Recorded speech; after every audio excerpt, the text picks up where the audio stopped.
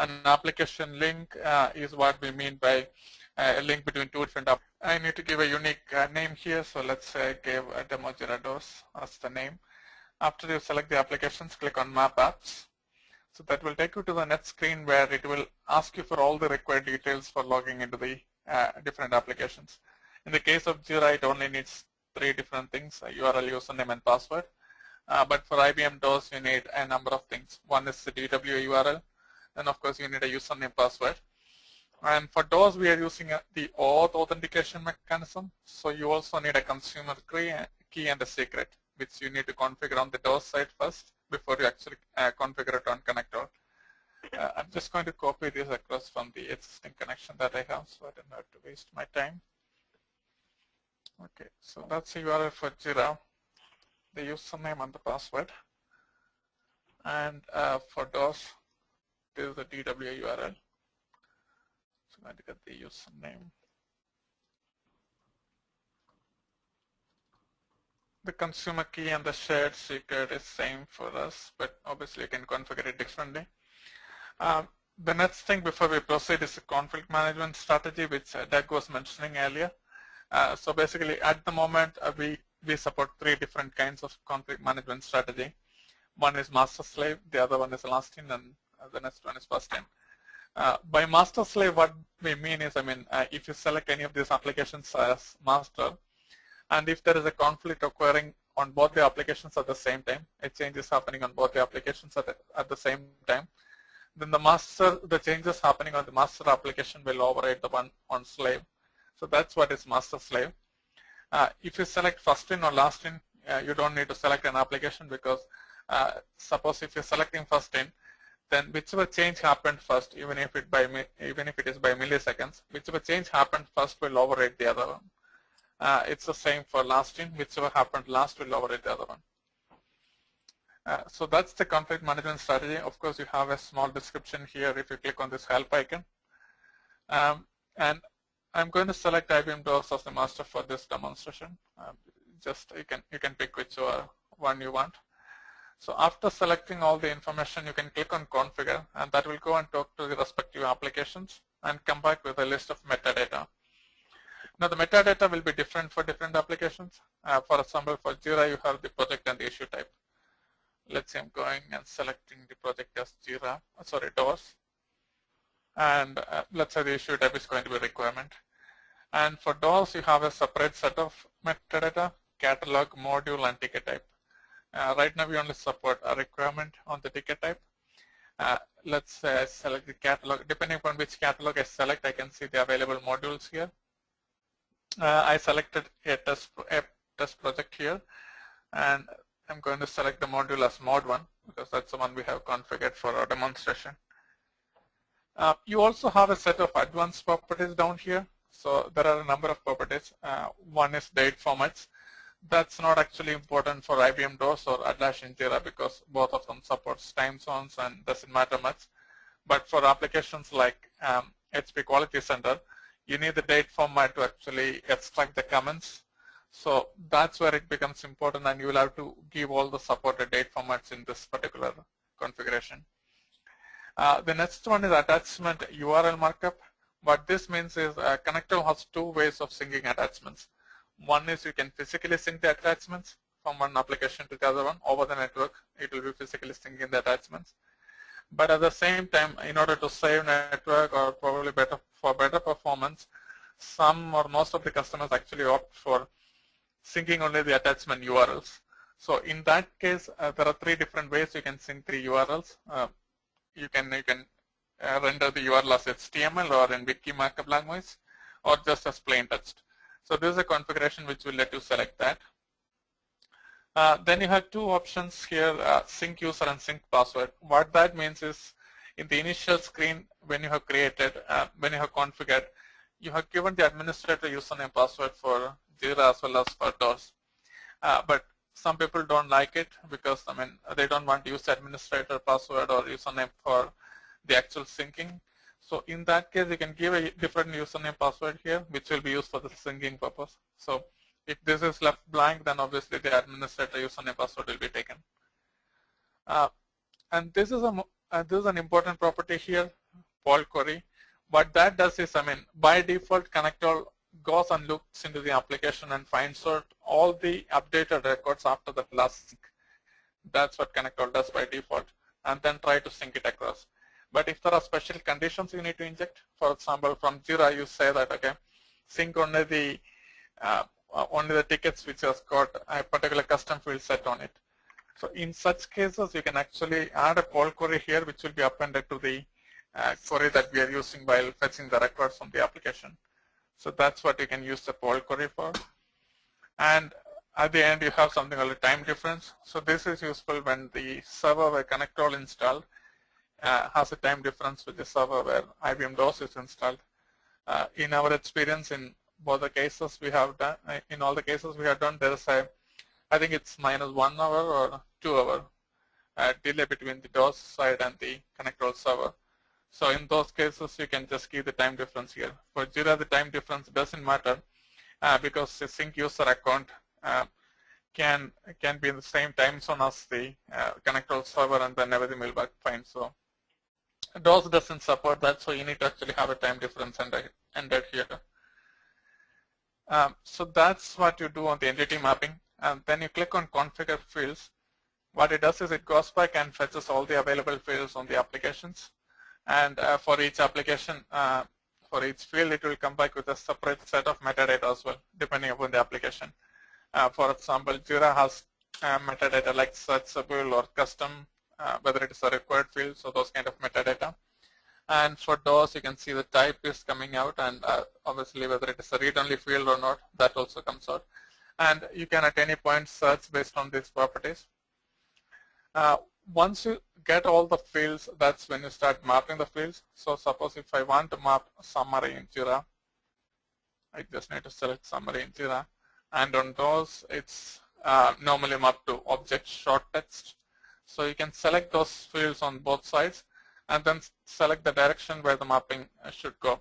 In most cases, it will be bidirectional, but in some cases, you want a field to come only from DOS to JIRA. For example, the DOS ID, if you want to save it on a JIRA custom field, it will be only from DOS to JIRA. Similarly, the JIRA issue key will be going only from JIRA to DOS. So in such cases, you can select the arrows appropriately. In this case, it's going to be bidirectional, so I select that direction and click on the plus sign here. Once I do that, you can see the field mapping populated here. The same thing can be done between, say, object text and description. So once you figure out what fields you need to sync between the applications, you can add all of those things here. Just to show one more additional thing, because in the cases of multi-selectable fields, not multi-selectable, multi-valued fields like select list, multi-select, checkboxes, so in such cases, you can actually get the different options available on these fields. Let's say, for example, I have a select list on JIRA and I have an enumeration field configured on DOS. When I click on plus sign, it adds here, but we know that the values can be different on JIRA and on DOS. For example, in JIRA side, I might have apple, oranges, and bananas, but on DOS side, it can be alpha, beta, omega. So what I can do is, in addition to mapping the fields, I can go inside the field mapping and then map the different values. So I can click on the edit button here and find out all the values available on the JIRA side for that particular field, in this case alpha, beta, omega. On the DOS side, there's a limitation because it doesn't actually get you the value, but it actually gets you the order of the fields. So if you go to DOS, you can find those the various options, and you can select 1, 2, or 3 depending upon which what is the order. I can add multiple mappings like that. And once I add all these mappings, all I need to do is I can just click on this save mappings, and it actually populates here on the mapping page. And at any time, I can click back on this edit button and modify these changes. So that's pretty much all you can do here. Then you can click on the save button and provide a valid description, and then click on the save mapping. I'm not going to save that one because I already have a mapping created here. So this is a mapping which I have created, JIRA DOS, you can see here, and there are different fields which you already have selected. There's a test multi-select which we have mapped for the enum value, and then we have summary, description, those things. So what you will also see here is the CQ, the ID. The identifier is going to a custom field called CQID on the DOS side, on the JIRA side, and the JIRA issue key is going to a JIRA ID custom field on the DOS side. You can also see the value mapping for the first one. At any point, if you want to make a modification to this mapping, you can click on the modify application link. It will take you back to the previous screen. Before I stop the user interface, just one more thing I wanted to show you is anytime you make any changes and save it, it will be saved as a new version. And if you want to go back to the previous version, you can click on this load version button here. And that will obviously give you a warning because all the current mappings will be lost. And you can find all these previous mappings that you have done, the different versions of mapping, the description and the date when it was done. You can click on one of that and then click on load. It will go back to the previous version. I think that's pretty much it on the mapping user interface. So I'll hand it back to Doug, but if you have any questions, please feel free to ask now. The user IDs that you entered in the beginning to connect up to doors, do they need to have any sort of special permissions? I saw you entered, administrator on there. I mean, could you just as well use a normal doors login? Yes, as long as it can fetch all these catalogs and the modules, that's fine. So the users will be able to see those catalogs and the modules. And when changes are being made, I guess you mentioned something about a sync user in there. Like if I change something in JIRA, how is that reflected in doors? Does it have a particular user ID associated with that change, or is it just going to, if we have 3 different JIRA users and we make a change, are those changes going to be reflected as associated with those particular users, or is it going to be some generic user associated with this connection tool? They will be actually made by this particular user that you configure here. So all those changes will be made by the user and the password you configure here. But one thing you can do is, for example, if there are fields like assignee on JIRA, and let's say if there is another user field on DOS side, what you can do is you can click on that field, and once you add it into the value field mapping, you can click on the edit button and add a value mapping between the 2 users. You can say that, okay, Jobin in JIRA means, okay, it's going to be Doug on DOS. So you can do that kind of mapping, but the actual change will be made by the sync user. I see. Okay, thanks. All right. Any other question before we go back to Doug for the synchronization?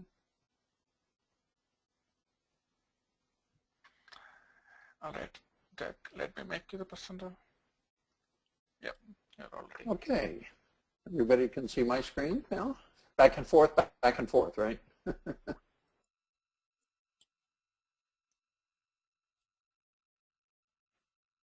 Okay, great. So as Jobin showed you, we have this mapping GUI, but really on the server side, that's really what's doing the real work of the synchronization. So deployment-wise, for ConnectALL, it could be deployed in an existing Tomcat container or JBoss, for example. It could be deployed in a SaaS model. Typically, what we see customers doing is they deploy MuleSoft and Tomcat and ConnectALL all on its own server. Performance-wise, it takes a very little hit. There's usually more bottleneck from the particular applications themselves. So ConnectALL takes a pretty small machine. We do all of our development on laptops. Even on the laptops, it can really spin through and transfer a large amount of data. As Jobin was saying about the attachment synchronization, that's really the only place where we'll see the performance hit. If you have 500, 800 megabyte attachments and you want to synchronize those, then yeah, that makes ConnectALL work a little bit harder, and that's the case where you should probably using the URLs for the attachments instead. Anyway, so this is an example that I did a little bit earlier. So I created an issue over in a requirement in JIRA, and then it's synchronized over to doors. And of course it's bi-directional, so it works in both ways. most customers we see, they're actually creating the requirements in doors and then synchronizing it over to JIRA for the developers. You know, when they're working on a bug, maybe they say, here's a requirement that it needs to be tested against. So it's really a read-only reference in JIRA for a lot of customers. Your scenario might be different. You know, maybe they'll see the requirement over in JIRA and then they'll want to change it and reflect that change back to doors. So that's, of course, one of the features of integration. So from a user's perspective, it's very transparent on how they would use it. In fact, they probably don't even know a synchronization is occurring. So on either side, they could create, you know, whatever issue type was mapped. I think we mapped requirements in the doors project. And then in about a minute, when ConnectALL picks this up, then it will create a new requirement over in doors. While we're waiting for that, I wanted to show you a couple of other things associated with ConnectALL. One of them is, we talked about MuleSoft ESB, and it's MuleSoft ESB that ConnectALL is running within. MuleSoft Enterprise has this console that you see on the screen. And this console can show you what's going on with your servers. For example, you might have multiple MuleSoft servers, maybe in a production environment and a staging environment. And you can look at each server and understand, you know, what's going on with the memory, other applications, the threads that are running. Look at all the log files directly from the console, which is all very nice. But the most important part, of course, are the flows. The flows in ConnectALL are queues, basically, that are processing data in parallel. So you can see we have a queue here that's polling the data in the remote applications. Typically, it's taking 43 milliseconds. So like we said before, you can create alerts, and those alerts would specify, say that's typically 50. If all of a sudden it's 5,000, then you could create an alert here to send an email out to your administrator. For example, I have a little alert here that's defined on an exception, particular exception being found. So that's what the console looks like. Some of the other things that are going on, you're not using Quality Center. This download service is something that's used for Quality Center. But this reload config changes. When the GUI changes some field mappings, this service picks it up and informs the server, you have a new mapping, do mapping with that new information. There's also the dead letter queue, and that's when you somehow create an error. Maybe you created a mapping and the mapping's invalid. Maybe a required field is missing. Then the error message would go over into this queue, and that could be forwarded to the administrator via email. So if there's no questions there, there's something else I wanted to show you too. We were talking about business logic and how you would add your own business logic while the data is being synchronized. So MuleSoft comes with this free application that they call Mule Studio. If you're familiar with Eclipse, it'll look very familiar to you. And this is basically the flow of data, the processing that's being done. So it'll read the data, manipulate the data, send it to an update queue, and send the data over. So maybe you have some special processing that you want to do, and there's a couple of different ways that you could put in your processing. Maybe it's a Ruby script or a Python script or a Java program you have. You might have an external application written in Java that, I don't know, does fancy stuff with SAT, for example. You can inject that in the middle of the flow and utilize the data that's being synchronized. Real easy, you just drag and drop, and then once you drop it in there for Python, for example, you could just put in your Python script right here. So very quick and easy, simple to do. And when we saw this is what convinced us in the MuleSoft solution. When we saw it was this easy to put in custom business logic, we thought this is definitely the environment. that we want to work with.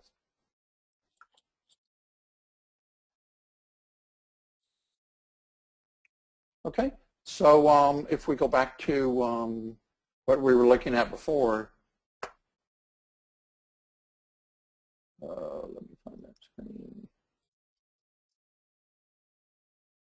Right, so this was the issue that we created over on the JIRA side, and then when it was synchronized, you can then add in additional fields. So, for example, maybe you created a new requirement, and then if other fields were mapped, putting in the description or the environment, those additional things could also be synchronized over into the application.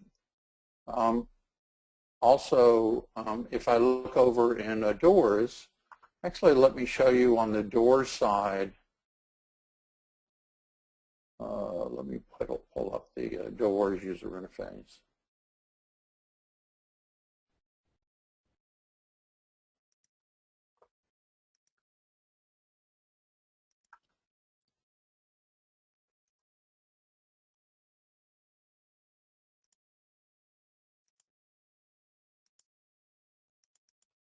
So again, over on the door side, let's say I wanted to create a new a requirement. I could do that too.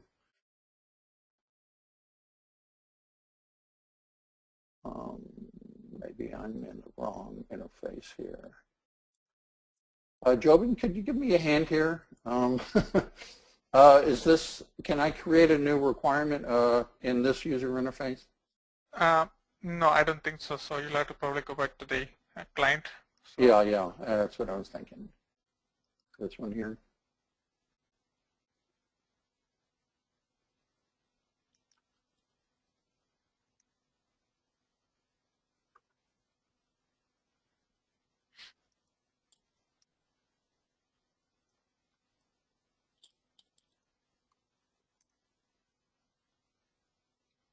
If you can double click on that mod 1 right side. Oh, there it is.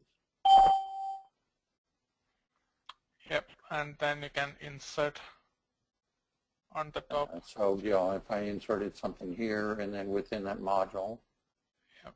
That up here, yeah.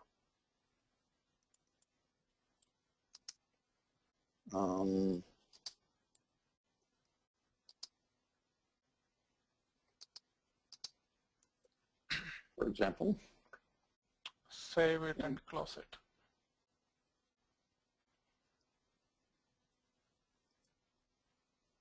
Okay, and then in about a minute, ConnectALL will pick that up, and that will be synchronized back in the JIRA.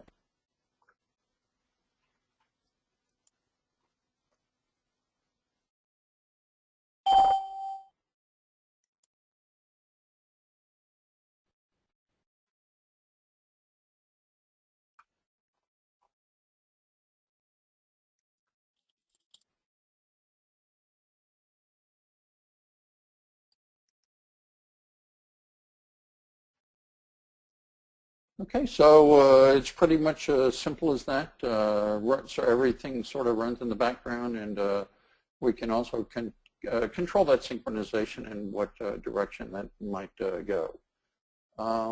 Any questions?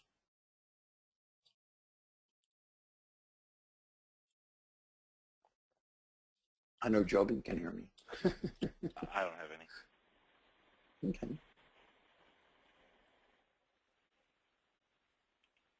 Okay, Brett, are you still online? I was going to say, can you guys talk any more about, I mean, what we've seen thus far is that, you know, I can edit requirements, you know, from one interface and the other and, you know, transparently see changes. Can you talk any more about, you know, how we would use that? I know there are some features in there. I just kind of wanted to hear from your perspective how this adds some value. Right. So one really common scenario that I've seen, whether it's a Doors or Quality Center or Rally, some other product, what will happen is most of your engineers will be over in the JIRA side, and that's where they'll get their work tickets created.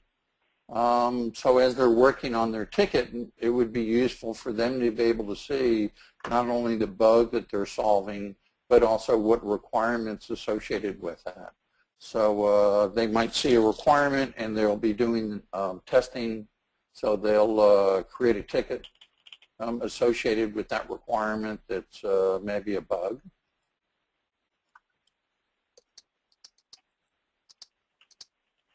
And they'll say, you know, what requirements it's for and what the, maybe attach a log file or attach a description of what the bug is. And then they can link it to the bug and the requirement so that as they're testing it, that whether the engineer or QA is testing it, they might want to refer back to the requirement. They don't have to go over to doors and see what the requirement is. It's all for them within JIRA. So I think that's one scenario. Another scenario is that doors licenses are very expensive. So a customer might want to create all their requirements in JIRA first and then synchronize that over into doors where maybe only your business analyst have doors licenses and they can see those requirements that were created.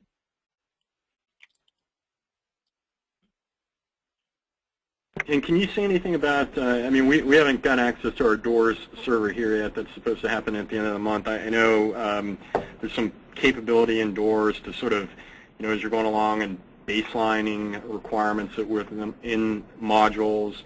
How does that, is that reflected in any way in the JIRA interface? Like, do I need to say, hey, I'm attached to a particular module on a particular baseline, or I'm not sure if you could. Right. Mm-hmm. So when Jobin was showing the mapping GUI, you know, you could see the map, the module was definitely in that map. So that doesn't have to be added in the issue itself when you create it in JIRA, for example. But you know, if you're creating a new requirement for the baseline or a particular version, then that field could be mapped and synchronized between the two systems. So you could create a requirement and say JIRA for version 10.6, and then because that version field is synchronized, that data is going to be sent over to doors along with that new requirement. Right. I guess another challenge that we may have to deal with is, you know, so we're looking at using this from a, you know, spacecraft development perspective, and so there are a number of different subsystems which would be represented by different modules. There are also a number of different levels of requirements, if you will, that will, you know, just the same be separate modules within there. So we can have multiple modules tied into like a single JIRA instance. Is that?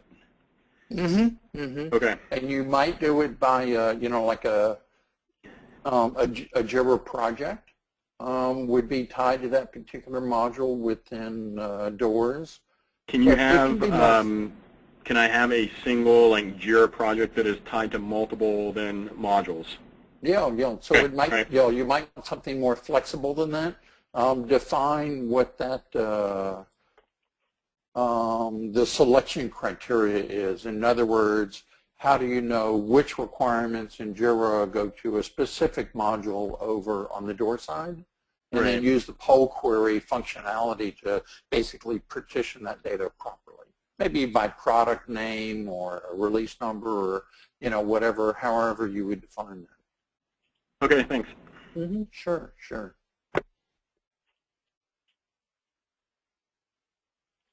Emerson, did you have a question?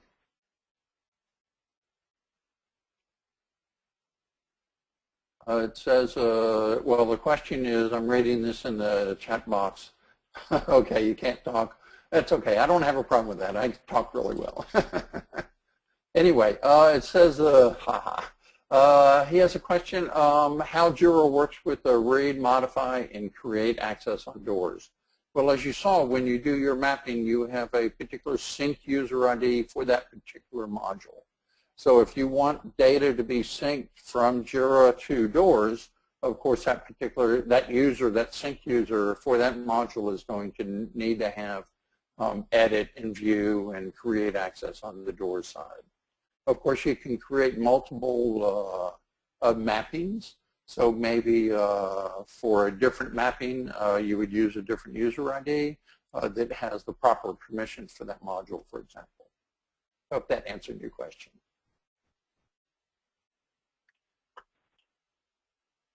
Okay, you're welcome. Any other questions?